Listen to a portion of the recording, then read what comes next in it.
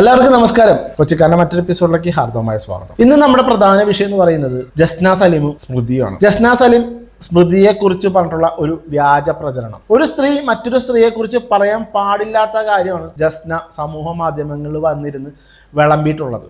ഇതിനൊക്കെ തെളിവുകൾ ഉണ്ടെന്ന് ജസ്ന പറയുന്നുണ്ട്. എവിടെ തെളിവുകൾ? എവിടെ ചോദിക്കുകയാണ്. നിരത്ത് തെളിവുകൾ എടുത്ത് നിരത്ത്. തെളിവുകൾ നീ കാണിക്കാത്ത പക്ഷം വരെ നിന്നെ കല്ലെറിഞ്ഞുകൊണ്ടേയിരിക്കും ജസ്നെ. നീ അകത്ത് പോകുമെന്നുള്ള കാര്യത്തിൽ 100% ഉറപ്പാണ്. അതും ഒരു പെൺകുട്ടിയെ കുറിച്ച് പറയാൻ പാടില്ലാത്ത കാര്യം. ആ പെൺകുട്ടിയുടെ ഫാമിലി എത്രത്തോളം കഷ്ടപ്പെട്ടിട്ടുണ്ടാവണം, ആളുകളുടെ മുന്നിൽ നാറിയിട്ടുണ്ടാവണം. അത്തരത്തിലൊരു കാര്യമാണ് നീ സമൂഹ മാധ്യമത്തിൽ വന്നിരുന്ന് ഒരു ഉളുപ്പില്ലാതെ കിടന്ന് പറഞ്ഞിട്ടുള്ളത്. കഷ്ടം തന്നെ. നീ ഒരു പെണ്ണല്ലേ? നിന്നെക്കുറിച്ച് 100,000 യൂട്യൂബേഴ്സ് വന്നിരുന്ന് വിളമ്പുന്നുണ്ട്. ചില ആൾക്കാർ പച്ചത്തെറി വരെ പറയുന്നുണ്ട്. എന്തുകൊണ്ട്? നിന്റെ കയ്യിലിരിപ്പുണ്ട്. ഈ സ്മൃതി എന്ന് പറയുന്ന പെൺകുട്ടി ഈ ചുരുങ്ങിയൊരു കാലയളവിൽ തന്നെ യൂട്യൂബിൽ സാമാന്യ ഭേദമില്ലാത്ത സബ്സ്ക്രൈബേഴ്സുമായിട്ട് മുന്നേറിക്കൊണ്ടിരിക്കുന്ന ഒരു പെൺകുട്ടിയാണ്. ഈ പറയുന്ന ജസ്ന സലീമിൻ്റെ വീഡിയോസ് നല്ല രീതിയിൽ കീറി മുറിച്ച് ജനങ്ങളുടെ മുന്നിലേക്ക് എത്തിക്കുന്ന ഒരു യൂട്യൂബറും കൂടിയാണ് സ്മൃതി. അപ്പോൾ സ്വാഭാവികമായിട്ടും ജസ്നയുടെ മനസ്സിൽ എന്താ പറയുക, വൈരാഗ്യം ഉണ്ടായിട്ടുണ്ട്. ജസ്ന പറയുന്നത് എല്ലാ യൂട്യൂബേഴ്സും ഇവളെക്കുറിച്ച്, ജസ്നയെക്കുറിച്ച് വ്യാജ പ്രചരണം നടത്തുന്നു എന്നാണ്. സത്യത്തിൽ വ്യാജ പ്രചരണമല്ല, സത്യമായുള്ള കാര്യങ്ങളാണ് പുറത്തു കൊണ്ടുവന്നിരിക്കുന്നത്. ഇന്നാണ് ഞാൻ അറിയുന്നത് ജസ്ന വരയ്ക്കുന്ന ഒരു പടത്തിന് 5,000 രൂപയോളം വിലയുണ്ടെന്നുള്ളത്. കേട്ടപ്പോൾ ഞാൻ തന്നെ ഞെട്ടിപ്പോയി. 5,000 രൂപയോ? നമ്മുടെ ഗുരുവായൂർ ക്ഷേത്രത്തിലേക്ക് ഒന്ന് ചെന്ന് നോക്ക്. അല്ലെങ്കിൽ വേണ്ട, ഈ പറയുന്ന പടങ്ങൾ വിൽക്കുന്ന സ്ഥലങ്ങളിലേക്ക് ഒന്ന് ചെന്ന് നോക്ക്. നല്ല ഇനം ഐശ്വര്യമുള്ള ഉണ്ണിക്കണ്ണന്മാരെ നമുക്ക് കാണാൻ പറ്റും. ഗുരുവായൂർ ക്ഷേത്രത്തിൽ പോയാൽ ചിലപ്പോൾ ഈ പറഞ്ഞ പോലെ കുറച്ച് പൈസ കൂടുതലായിരിക്കാം, പക്ഷെ ബാർഗെയിൻ ചെയ്താൽ നല്ല രീതിയിൽ സാധനം നമ്മുടെ കൈ കിട്ടും. എന്നിട്ടും ആളുകളെ പൊട്ടന്മാരാക്കിയിട്ട് ഈ 5,000 രൂപയ്ക്ക് സാധനം വിൽക്കണമെങ്കിൽ ജസ്നയുടെ ബുദ്ധി ചില്ലറയല്ല. അതിൽ വീണ് പോകുന്ന കുറേ മണ്ടന്മാരായിട്ടുള്ള ഹിന്ദുക്കളുണ്ട്. കാരണം വേറെ ഒന്നുമില്ല, തട്ടമിട്ട പെൺകുട്ടി ഉണ്ണിക്കണ്ണനെ വരയ്ക്കുന്നു. അതാണ് അവളുടെ മാർക്കറ്റിംഗ് തന്ത്രം. ആ തന്ത്രത്തിൽ വീണ് പോയിട്ടുള്ള നിരവധി മണ്ടന്മാരായിട്ടുള്ള ഹിന്ദുക്കൾ. അല്ലെങ്കിൽ ഒരു ഐശ്വര്യമില്ലാത്ത ഇവള് വരയ്ക്കുന്ന ഈ ഒരു ഫോട്ടോ ആരെങ്കിലും വാങ്ങുമോ 5,000 രൂപ മുടക്കിയിട്ട്? പറ. ഇവള് പറയുന്നത് ആ ഒരു പിക്ചറിന് ചിലവുകളുണ്ട്. ഓക്കെ, ചിലവുകളുണ്ടായിരിക്കാം, പക്ഷെ വരയ്ക്കുന്ന പടത്തിന് അതിനനുസരിച്ചുള്ള ഐശ്വര്യം വേണം. അല്ലാതെ 5,000 രൂപയ്ക്ക് മുടക്കിയിട്ട് ആരെങ്കിലും ഈ ഒരു പടം വാങ്ങുമെന്നാണ് ഞാൻ ചോദിക്കുന്നത്. എന്തായാലും വാങ്ങിച്ചവർക്ക് ഒരു ബിഗ് സല്യൂട്ട്. 5,000 രൂപ മുടക്കിയിട്ട് നിങ്ങൾ ഈ പടം വാങ്ങിച്ചല്ലോ. അതൊക്കെ അവിടെ നിൽക്കട്ടെ. പടത്തിൻ്റെ കാര്യമല്ലല്ലോ നമ്മൾ പറഞ്ഞു വന്നത്. നമ്മൾ സ്മൃതിയും ജസ്നയും തമ്മിലുള്ള പ്രശ്നമുള്ള പറഞ്ഞു വന്നത്. അപ്പോൾ ജസ്ന പറയുന്നത്, സ്മൃതി എന്ന് പറയുന്ന പെൺകുട്ടി കൊയിലാണ്ടിയിലുള്ള ഒരു ആശുപത്രിയിൽ അബോർഷന് വേണ്ടി വന്നു എന്നാണ് പറയുന്നത്. ആ സമയത്ത് സ്മൃതിയെ ജസ്ന കണ്ടു. അത്തരം കാര്യങ്ങളാണ് സമൂഹ മാധ്യമത്തിൽ വന്നിരുന്ന് വിളമ്പിയിട്ടുള്ളത്. ചെറ്റത്തരമല്ലേ? പറ ജസ്നെ, നീ കുടുങ്ങും. നീ മര്യാദയ്ക്ക് തെളിവുകൾ നിരത്തിക്കോ, അല്ലെങ്കിൽ നീ പൊതുസമൂഹത്തിൽ വന്നിട്ട് പച്ചയായ രീതിയിൽ മാപ്പ് പറഞ്ഞിട്ട് എഴുന്നേറ്റ് പോവുക. ഈ പണി നിർത്തിക്കൂ. അതാണിപ്പോൾ ചെയ്യേണ്ടത്. എന്തായാലും നമ്മുടെ താത്ത പറഞ്ഞിട്ടുള്ള കാര്യങ്ങളിലേക്ക് നമുക്കൊന്ന് പോയി നോക്കാം. തെറ്റ് ചെയ്യാത്തവൻ എന്തിനു ഭയക്കണം? ഇല്ലേ? നമ്മളൊരാൾ തെറ്റ് ചെയ്തിട്ടില്ലെങ്കിൽ കാലം അത് തെളിയിക്കില്ലേ? പിന്നെ എന്തിനാണ് ഓരോരുത്തർ ഭയക്കുന്നത്? ഞാൻ ഇന്നലെ ഒരു വീഡിയോ ചെയ്ത് പോസ്റ്റ് ചെയ്തിട്ടുണ്ടായിരുന്നു. ആ കുട്ടി തെറ്റൊന്നും ചെയ്തിട്ടില്ലേ? ആ കുട്ടി എന്തിനാണ് ഇത്ര വെപ്രാളപ്പെടുന്നത്? ആ കുട്ടി എന്തിനാണ് ഇങ്ങനെ ടെൻഷനാവുന്നത്? ഞാൻ പറഞ്ഞത് പച്ചക്കള്ളമാണെന്ന് പറഞ്ഞിട്ട് അതും ആ കുട്ടി ഇന്നലെ തൊട്ടിട്ട് എനിക്ക് ഇൻസ്റ്റാഗ്രാമിൽ മെസ്സേജ് ചെയ്തുകൊണ്ടിരിക്കുക. എൻ്റെ അടുത്ത് തെളിവുകളുണ്ട്. അപ്പോൾ ഇന്നലെ തൊട്ടിട്ട് ഇൻസ്റ്റാഗ്രാമിൽ മെസ്സേജ് ചെയ്തുകൊണ്ടിരിക്കുകയും അതേപോലെ ഇന്ന് രാവിലെ തൊട്ട് എന്നെ കോൾ ചെയ്യുകയും ചെയ്തിട്ടുണ്ടായി. ഞാൻ കോൾ റെക്കോർഡ് സഹിതം എൻ്റെ കയ്യിലുണ്ട് കേട്ടോ. അപ്പോൾ ആ കുട്ടി പറയുന്നത് എന്താ വെച്ചാൽ, ഞാൻ ചെയ്ത വീഡിയോ റിമൂവ് ചെയ്യുകയും കൂടെ ആ കുട്ടിയോട് മാപ്പ് പറഞ്ഞൊരു വീഡിയോ ചെയ്ത് പോസ്റ്റ് ചെയ്യുകയും ചെയ്യണം. ഇല്ലെങ്കിൽ വർഗീയവാദിയാക്കിയിട്ട് എന്നെ മുദ്ര കുത്താൻ ശ്രമിക്കും എന്ന് വെച്ചാൽ ആ കുട്ടി ഒരു ഹിന്ദുവാണ്, ഹിന്ദു ആയതുകൊണ്ടാണ് ആ കുട്ടീനെ കുറിച്ച് അങ്ങനെ പറഞ്ഞത് എന്ന് വരുത്തി തീർക്കാൻ ആ കുട്ടി ശ്രമിക്കുന്നു. ഇതിൻ്റെ ഇടയിൽ നീ മത തീവ്രവാദം കൊണ്ടേ ഉണ്ടാക്കാൻ നീ നോക്കണ്ട ജസ്നെ, കേട്ടാ? നീ പറയുന്നത് എങ്ങോട്ടാണ് നിന്റെ ട്രാക്ക് പോകുന്നതെന്നുള്ളത് കാര്യം മനസ്സിലാവുന്നുണ്ട്.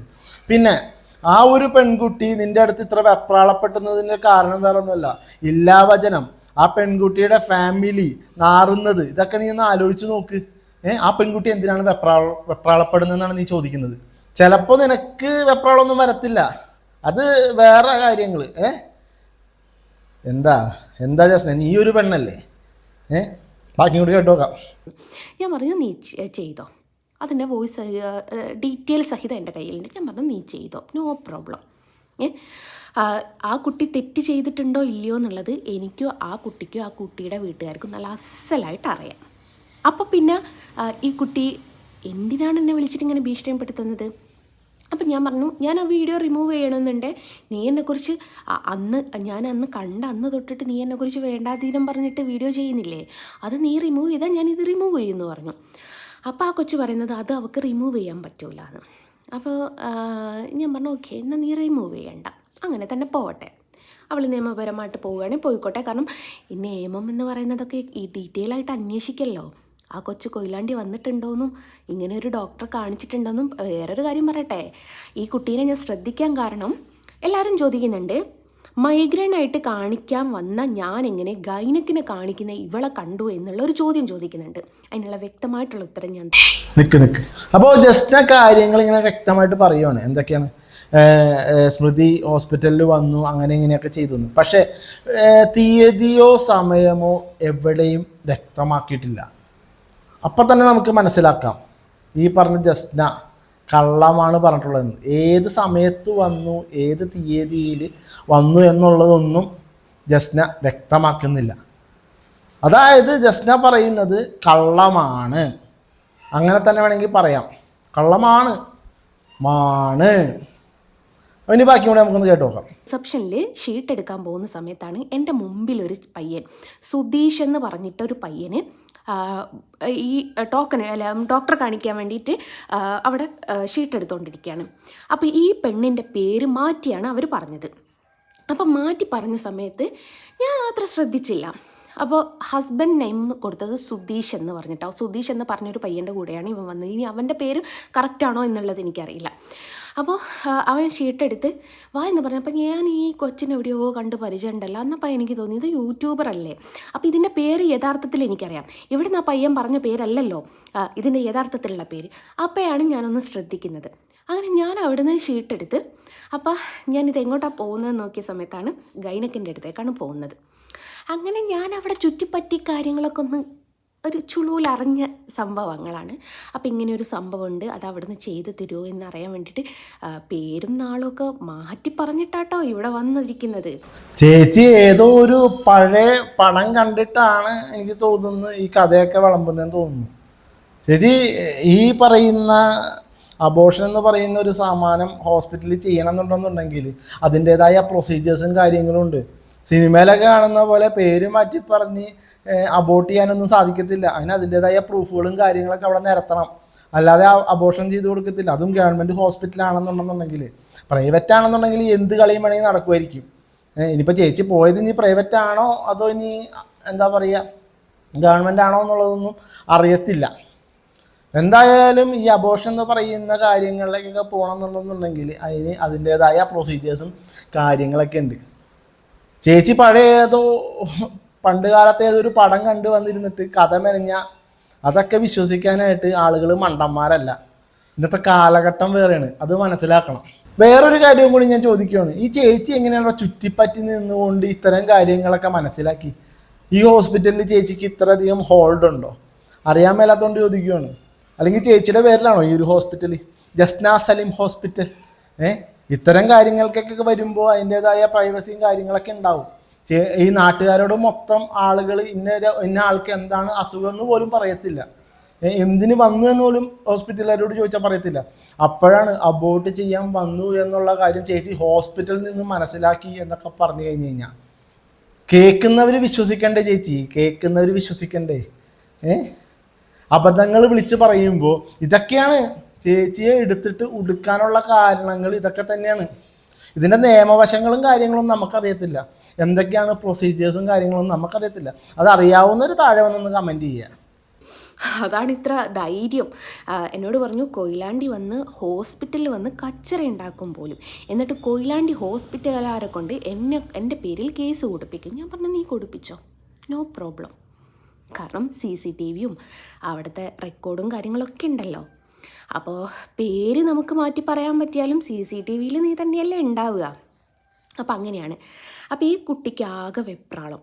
ഈ കുട്ടി തെറ്റ് ചെയ്തിട്ടില്ലെങ്കിൽ ഈ കുട്ടി എന്തിനാണ് നിങ്ങളുടെയൊക്കെ സപ്പോർട്ട് എനിക്ക് വേണം, ഞാൻ അങ്ങനെ പറയാനേ ചിന്തിക്കാനേ പാടില്ല എന്നൊക്കെ പറഞ്ഞിട്ട് ചെയ്യുന്നത്. അപ്പോൾ ഈ കുട്ടിയുടെ ഭാഗത്ത് എന്താണ് ശരിയാണോ തെറ്റാണോ എന്നുള്ളത് നിങ്ങൾക്ക് തന്നെ മനസ്സിലായല്ലോ. ഞാൻ ഈ വിഷയം ഇനി സംസാരിക്കുന്നില്ല എന്ന് വിചാരിച്ചതാണ്. കാരണം ഞാൻ സത്യാവസ്ഥ തുറന്നു പറഞ്ഞു. ഇനി അവിടെ കഴിഞ്ഞു. മനസ്സിലാക്കേണ്ടവർക്ക് മനസ്സിലാക്കാം, ഇല്ലാത്തവർക്ക് മനസ്സിലാക്കണ്ട എന്ന് കരുതിയതാണ്.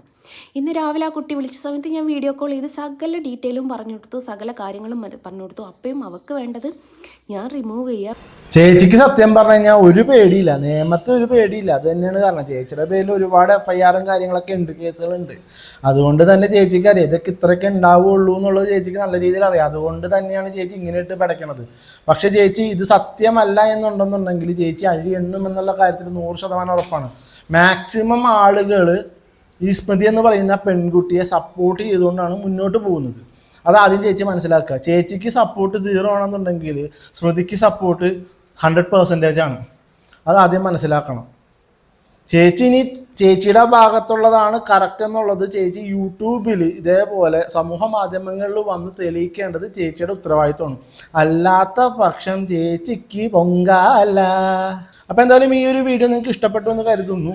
നിങ്ങളുടെ അഭിപ്രായങ്ങളൊക്കെ കമൻറ്റ് ബോക്സിൽ രേഖപ്പെടുത്തുക. അപ്പോൾ ഓക്കെ, ബൈ.